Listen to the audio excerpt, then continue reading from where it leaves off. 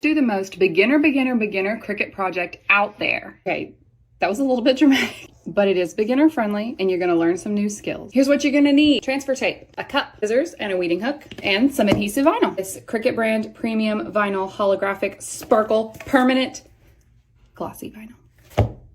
Cricut design space, open up your canvas and then click images.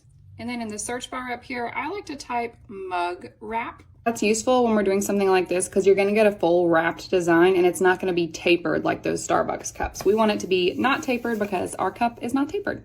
You can see we've got a ton of options, but I'm looking for something specific. Okay, actually, I just saw this one and got really distracted. Okay, so we're going to be doing these cutie little butterflies. You're going to want to measure your cup, and there's two specific measurements that are really important here. One is the height, about 4.75. You also want to measure the circumference of your cup, 9.5.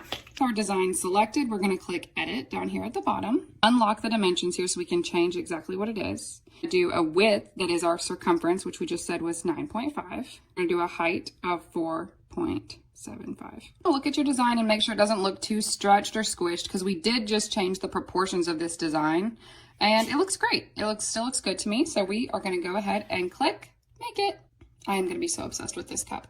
Click next. We don't need to mirror because we're using adhesive vinyl. Then once you're on this page, you can click all material, start searching holographic. You're going to see it come up right here. It's the holographic sparkle vinyl. You can keep it on default pressure. I'm going to lay it down on top of my mat here. It's definitely a slow and steady wins the race kind of game. So just make it through all your butterflies and then we'll come back.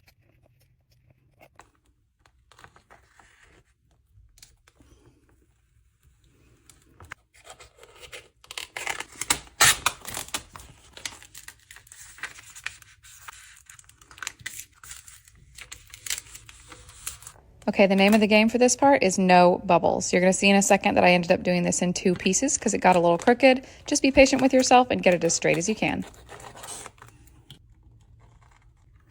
Here's that second piece going on, and voila.